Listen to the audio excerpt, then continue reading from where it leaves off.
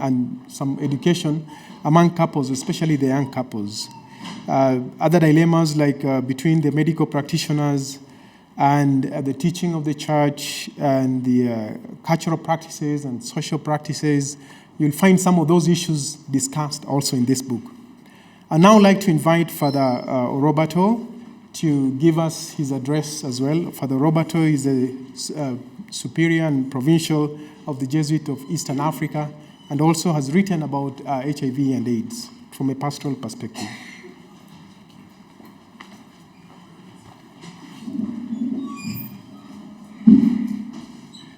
Thank you very much. Mine is not an address. Pat has done that very, very well, and I would like to say all protocols observed. I would like to begin by thanking you, each one of you, for coming to this book launch. If we had this event 20 years ago, this hall would be packed with people of from different walks of life who are engaged in HIV/AIDS ministry. Today, we're just a handful, and I think that indicates several things. It could indicate that we have made a lot of progress, and therefore the pandemic is no longer deserving of the kind of passion and commitment and activism that it commanded 2 decades ago. But it could also signal a rather, what I would consider a dangerous trend, that we have perhaps become complacent, that as far as we are concerned in the wider society, there is nothing to worry about. And I think that's dangerous. Because we know that 30 years later, it remains a challenging global crisis. That is the pandemic of HIV and AIDS. It is a global crisis. Perhaps we talk less about it now, but HIV/AIDS is still with us. And as we say, we are either infected or we are affected. One of the ways in which it is described in this book is that it's a storm. It is a storm. And it may not be so obvious or full-blown storm as it used to be, but the impact on the continent of Africa is still quite devastating. We have seen several figures that tell us that there is a rather downward trend in terms of infection rates in some countries. We have also noticed a significant increase in the use of ARTs, or antiretroviral drugs. And we have noticed that there is progress. But this is progress that should not lull our conscience. This is progress that should not send us to sleep or make us disengage from what we normally describe as the fight against AIDS. So it's important that we talk about it, and we continue to talk about it. That is one of the goals of this book, to talk about it. Pat used the word conversation. To have a conversation about something that has caused such devastation across the globe. To keep us focused on what we need to do to push back this pandemic and eventually overcome this pandemic. So I would like to recognize the work that the contributors have done as conversation partners to put out and publish this book. We don't have all the contributors here. There are a few who have managed to make it to this occasion. I'd like to just recognize their presence by asking the contributors to please stand. The contributors, Michael Ocheng, Eric Simiyu, James Canali.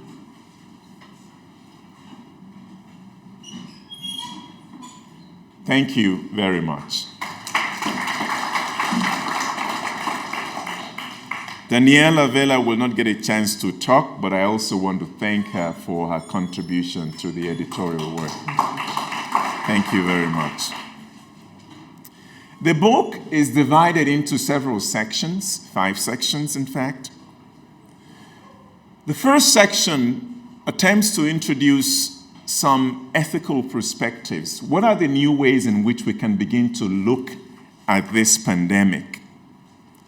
What are some of the new ways that we can understand it so that we don't end up focusing our energies on useless controversies?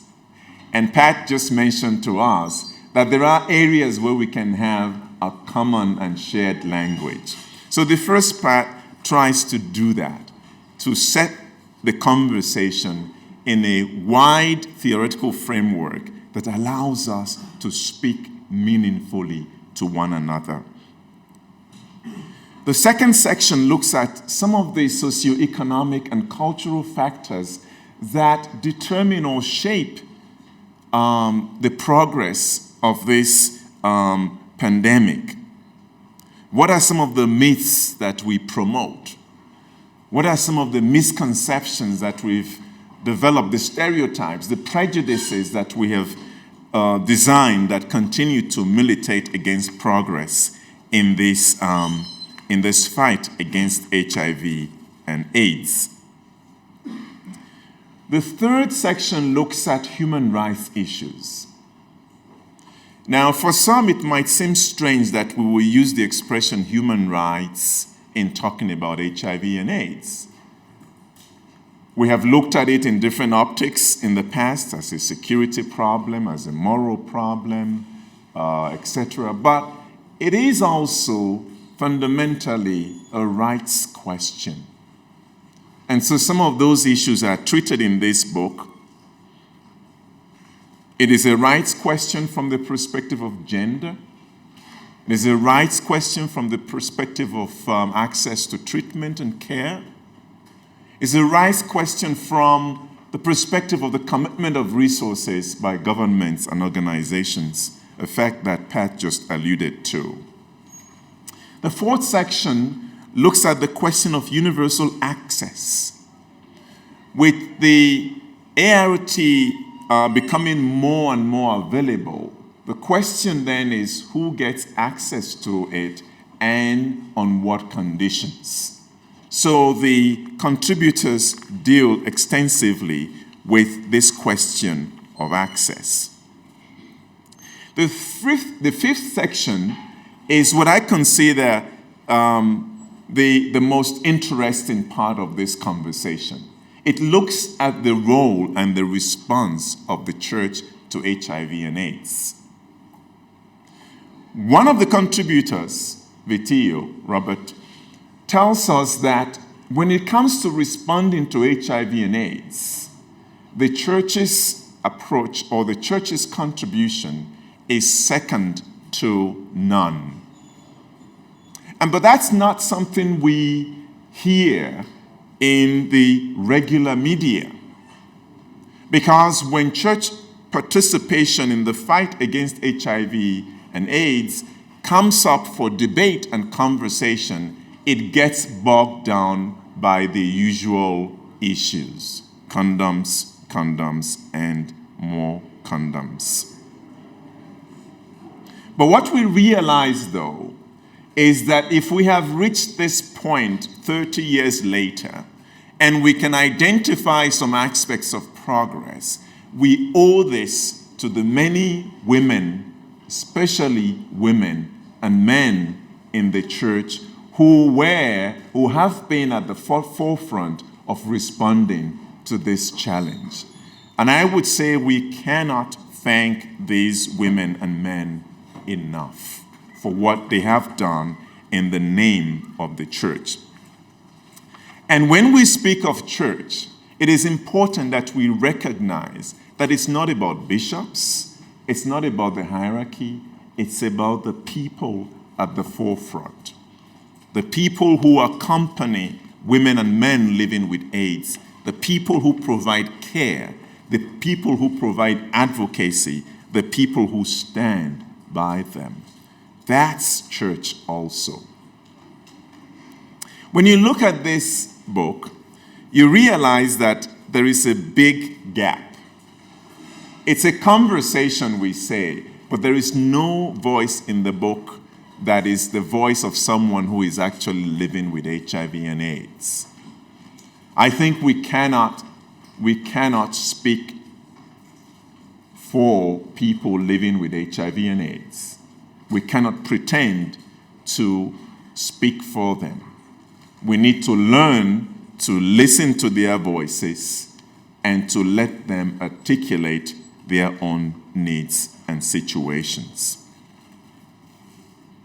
However, I would like to say that 30 years later, there is evidence that the conversation about HIV and AIDS has become more civilized, less acrimonious, and more constructive.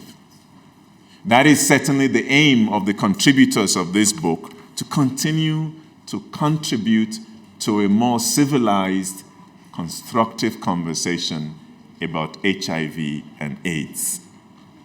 My friends, I believe that this pandemic is still with us.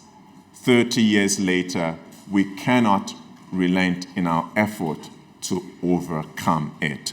And for the contributions that this book makes to this fight against HIV and AIDS, I would like to thank the contributors as well as the fellow editors. Thank you very much. Thank you very much, Bato, for your words. So now I'd like to welcome Florence Anam, who is the Advocacy Officer at the National Empowerment Network, to come and speak to us also about today's launch and her experiences in the work that she's currently doing. You're very welcome.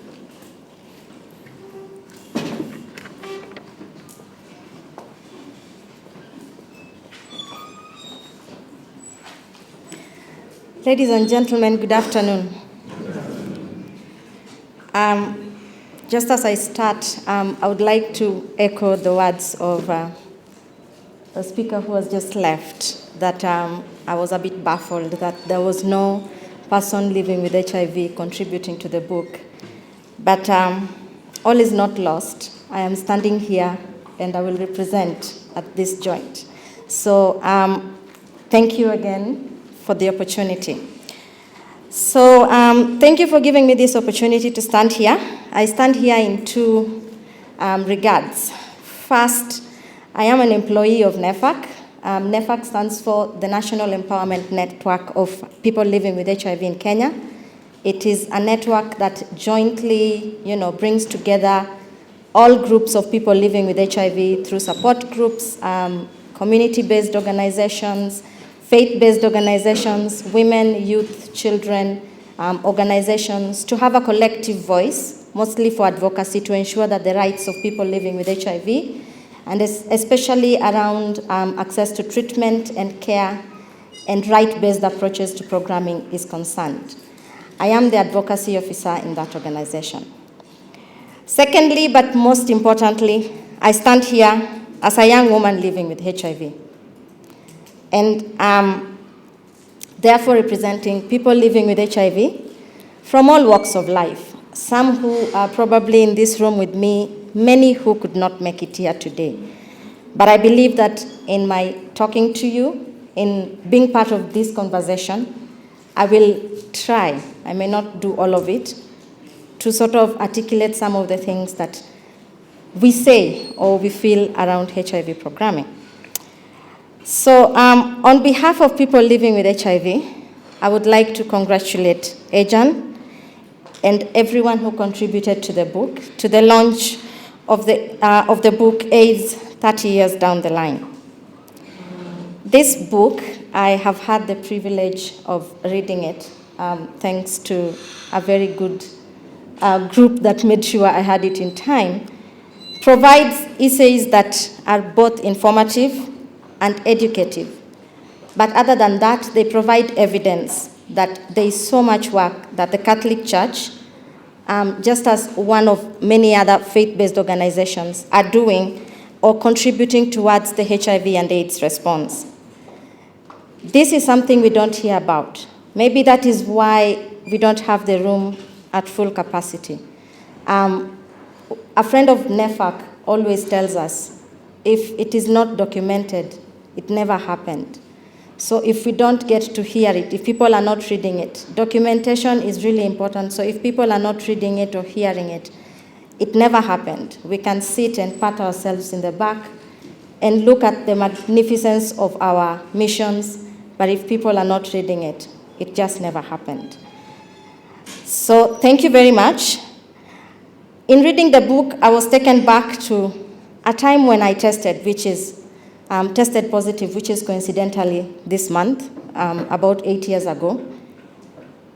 The first thing I did, it was a Saturday, I think, but the first thing I did on Monday was get to work way earlier than my colleagues, because we only had one computer that had network. 8 years ago, it wasn't as easy to access internet here. I think the cyber cafes would still charge about 7 shillings a minute.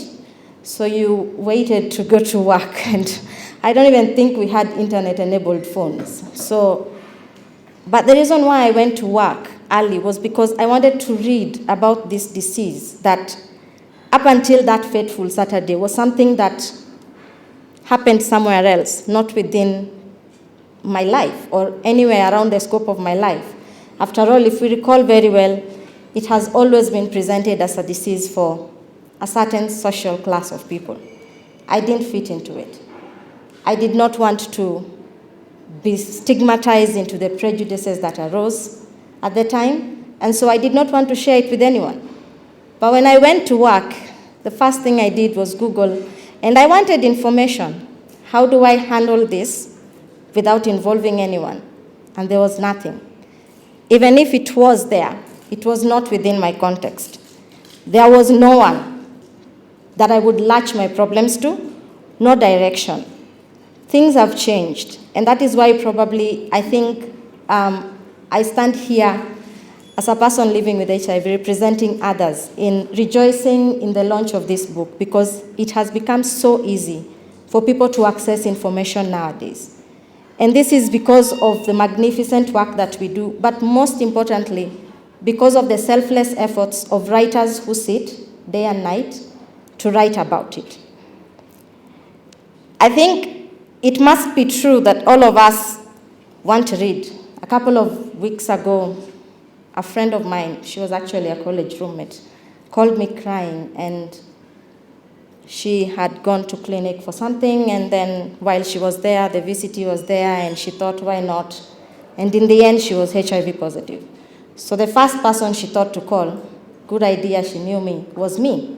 And she was crying, and I was sick, and I had a cold, but I told her to give me an hour and I would be with her. But within that time, or within the hour, when I got to her house, I found a bubbly girl, and she was chatting, and she was telling me about everything she has read. And that is how much information is powerful. In my time, I couldn't access it. In her time, 8 years later, it was on her phone. She could access it just at the click of buttons. And it gave her so much joy that she understood what the disease was, what the conversations have been, and where and what other options are there for her to seek treatment. The authors of this book, I would like to thank all of them, the ones in the room and those who are not there, please pass our gratitude. have done a great job in addressing various issues about HIV and AIDS response. And they've done so to mostly record the valuable services of healthcare workers and that of the Catholic Church in providing service to people living with HIV everywhere. Whenever someone is hit hard, it is in the nature in which we are brought up. The first place we run to is the church. And sometimes we get there and what we need is not really spiritual. I remember once talking to a man of God and I was very bitter and I was very angry. And I keep telling people, you need to get to that part of your life where you are so bitter that you hate God and then redeem yourself back to probably understand it. And she kept telling me how, the grace of God, and that is not what I wanted to hear at the time. But the Catholic Church has been more than that to people living with HIV. It has not only been a source of spiritual nourishment, but it is a place where people go to for other needs, for clothes, for food, for someone to talk to, for support groups. And often they work with us to provide centers in which people living with HIV like me can be able to sit and not feel stigmatized. It is the one place where everything is real and the most important thing matters. We are all human. And at the end of it all, we are not supposed to be judged. We're just supposed to be real and human. Therefore, it is with this honor that I echo the words of most of the writers in the book, that HIV programming and interventions need to focus on people living with HIV, and not only biomedical or medical interventions or epidemiological studies around it. People living with HIV are people placed in a lot or affected by a lot of social, cultural, and social economical factors in the environments in which they come from. So the book presents various ways and best practices for which programmers and scholars can begin to have conversations about this, and I think I'm very proud of that. Additionally, the book takes the journey 30 years since AIDS was first discovered in the world. And there has been communications going on. Things have changed. This journey has been long. It has been hard. There have been lots of sacrifices. We have lost so many people. We have seen despair, loss of hope. We have seen people move from normal to nothing. We have seen women bear the harshest of brands of this scourge. However, the book is taking readers through all this with the hope that as we begin to focus on what is new, people are able to understand that this journey is leading to stories of great hope, opportunities, and discoveries that could make things better. Notably,